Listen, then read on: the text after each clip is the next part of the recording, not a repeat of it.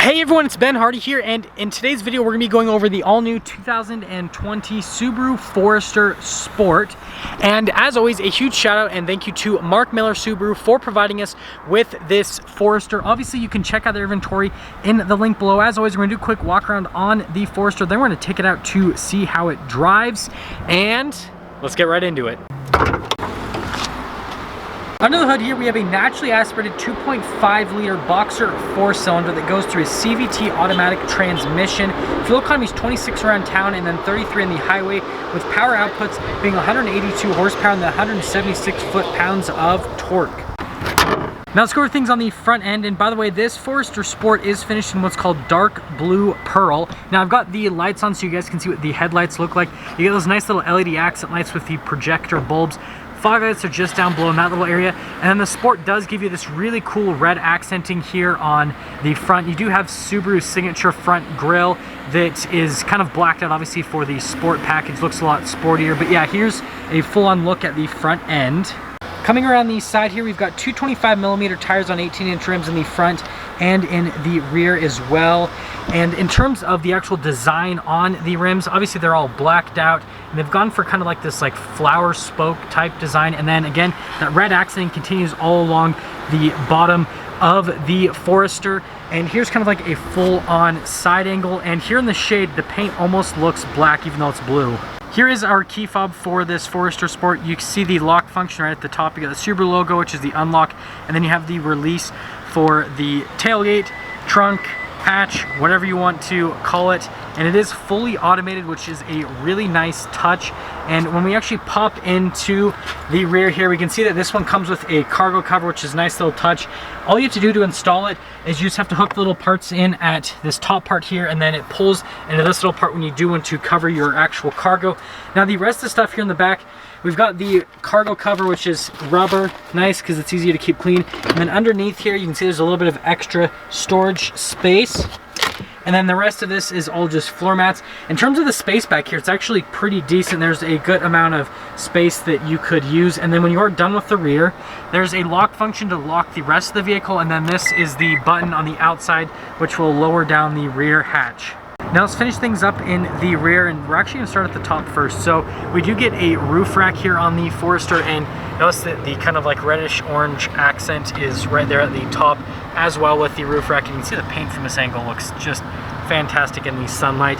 This part right here is actually blacked out, which again is a nice little touch. The taillights, signature Forester taillights, they make like a C shape here in the rear. Got all your regular badging, and the red accenting again goes all along the bottom with the exhaust tip just out there on the bottom. There are parking sensors in the rear.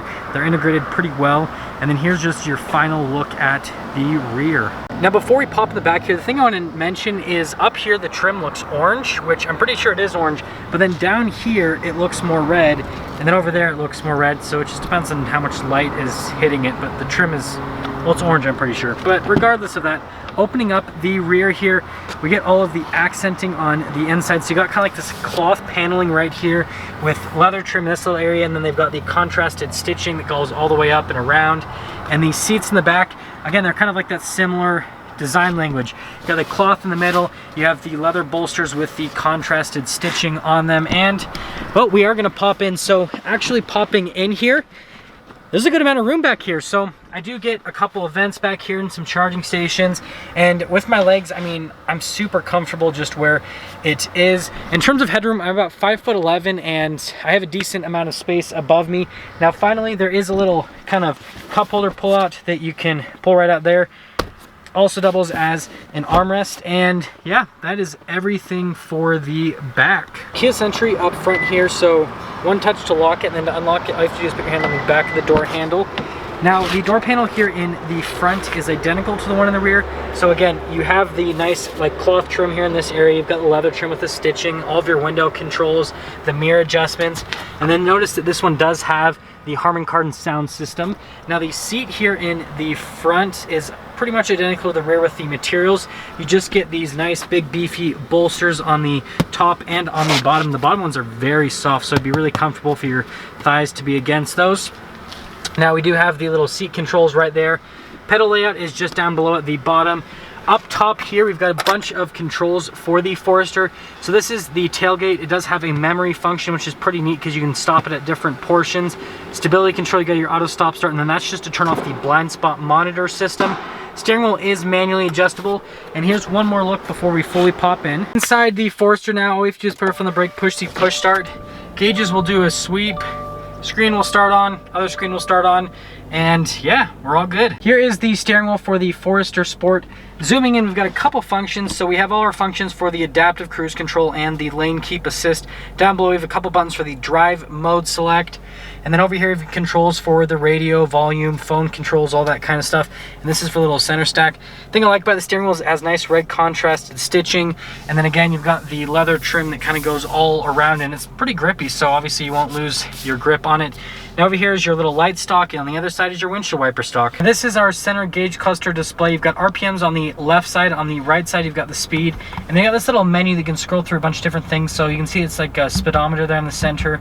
And then you can scroll to see different bits of information like your fuel range and all that kind of stuff. You can see for that setting where you can set some stuff. But yeah, it just gives you basic information on the Forester.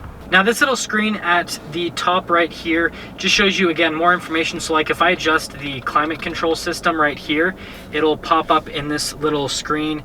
And then other than that, it just shows you different bits of information on the vehicle. So like your range, for example, temperature outside, time, all that. It's just kind of like an extra screen to show you information so you don't have to scroll through any menus to get to it. Now this is the center infotainment system, and when we pop it into reverse, the backup camera will show you've got little trajectory lines that'll turn as you're turning the steering wheel. And remember, this does have the parking sensor, so they'll beep if you are about to hit something.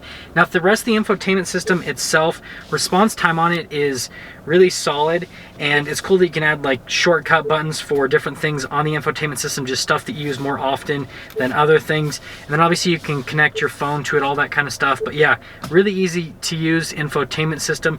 And then down below it are all of the analog controls for the infotainment system, and then also for the radio. So like if I want to go home, I can just press the home button. So you get analog buttons and touchscreen buttons. We've got our climate controls in this little area, and then the hazard light button. It is a single zone climate. And then hiding just behind here, we've got a couple little charging stations and some extra storage. Now I love all of the soft touch here with the red stitching. Definitely brings up the interior. Now this is the shifter for that CVT automatic. Now it does have a manual shift mode. I know CVTs don't have gears, but it mimics gears, so you can kind of manually shift through all of that. Now most of the stuff in this section we're going to go into in a minute, except for the stuff on the side. We've got the little parking brake right here. This is the auto hold, and then we've got the heated seat controls, which you just got to push one way or the other depending on how much heat you want on the seats. A couple cup holders in this little area. Center console with more of that stitching, and then opening up the center console, there's a decent amount of space, and then they do give you little areas to thread through cables. And then finally coming over to the glove box, all the owner's manuals are in there. It is 2 tiers. And again, they do the nice stitching here at the top with the soft touch. This is kind of like grippier, and then this is a little bit smoother. So just the contrast in textures even just makes it look cooler. Now let's get into this whole drive mode section. So I'm going to go over this dial and then these little buttons here on the steering wheel, and all the information will pop up in the center screen. So like when I press the S sharp, it'll go through those 2 different things, and that's obviously for your on-road driving. Now for off-road, you have the snow and dirt, and this is for light snow or basically dirt where it's not going to be too deep. But when you go into deeper stuff like mud and obviously deep snow, and it shows you on the little graphic, then it'll change things up with the car, and it's pretty cool they do all that, because obviously it makes the Forester a lot more practical, especially in a place like Utah where it snows all the time and there's tons of places to go off-roading too. There's a little sunglass holder up top, and we do get a sunroof. Now I love these sunroofs in the Subarus because they still do the manual shade, but then it's like a massive sunroof, so it kind of fools you because you think, oh, it's just gonna be a small sunroof, and no, it goes pretty far back actually. All the controls for that are gonna be in this little area, and then you do get some controls up here as well. So that's to turn off the lane keep assist, that's to turn off the collision assistance. We're done going over the interior. Let's quickly go over pricing. So this particular Forester Sport stickers for about $33,000 before any type of market adjustment, which, I mean, for being an all-wheel drive SUV and all of the capabilities that this has, I think it's super solid. That all being said, let's take this Forester Sport out and see how it drives.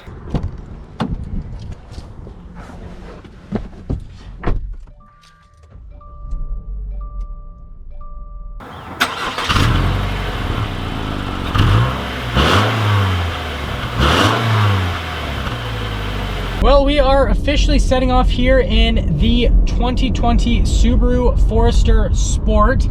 And initially setting off, I'm going to go over the road noise and ride quality for the Forester. Now, from a ride quality perspective, it's exceptionally smooth on the road. I mean, going over little potholes, all that kind of stuff, or manholes, anything like that, little bumps, it just doesn't upset the car at all. So if you're looking for a very comfortable driving experience, then the Forester Sport, it's definitely a super solid offering on the ride quality standpoint. Now, in terms of the noise, you hear a little bit from the tires, but not a whole lot. Wind noise is pretty minimal as well. And there is some noise from the engine, but most of that is when you actually get on it a little bit. But when you're just kind of like slowly cruising around, you're not really on it all that much. It's really quiet here in the cabin on top of that. I'm taking my first turn here in the Forester, and the steering itself is extremely light. Now, in terms of the directness with the steering rack, there's a little bit of play on center, but it's very minimal. It's actually pretty direct once you turn it into something. So just kind of going right here. Yeah, really easy to maneuver. Like, this vehicle definitely drives like it's a lot smaller than it is, but from just a steering perspective, it's light, it's effortless, and there's a little bit of vagueness, but it's pretty direct, and that's what you expect for an SUV. Now that I'm driving this for a minute longer, I'm kind of looking over this whole interior, and it's definitely orange. So I don't know why I said red, but it's weird. It's kind of like dark enough orange that it almost appears red in certain lights. It's kind of like this gloss, metallic, very, very dark orange. But regardless of that, we are going to talk about the transmission now. So I am going to go into the manual mode, just kind of see how the downshifts and upshifts perform on this. So pressing the paddles, the downshifts happen pretty well. And when you upshift, it shifts quick enough on top of that. And you guys know what I mean by shifting, because it's a CVT, whatever. So just don't worry too much about that. But yeah, the transmission's really smooth with the shifts. So even when you downshift and when you upshift, it's not like abrupt at all. It's just very kind of like smooth shift. And so it definitely makes for a more luxurious driving experience. Well, I'm going to get a minor acceleration here.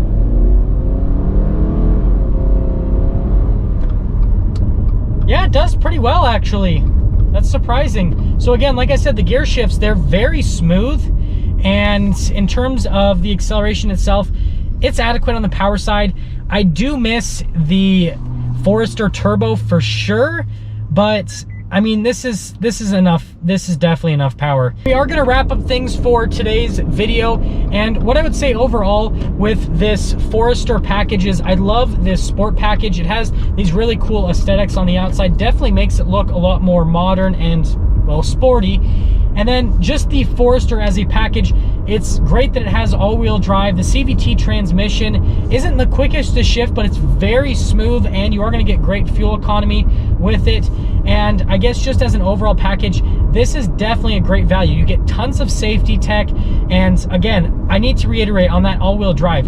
The all-wheel drive with the Subarus is a symmetrical all-wheel drive system, so it's very safe in the snow and all that kind of stuff. And so yeah, I mean, this package just all around is a great value. There we have it, everyone, the all-new 2020 Subaru Forester Sport. And again, a huge shout out and thank you to Mark Miller Subaru for providing us with the Forester. Check out their inventory in the link below if you're in the market for a new Subaru. And again, if you're stopping for the first time, please subscribe. I will see all of you in that next video.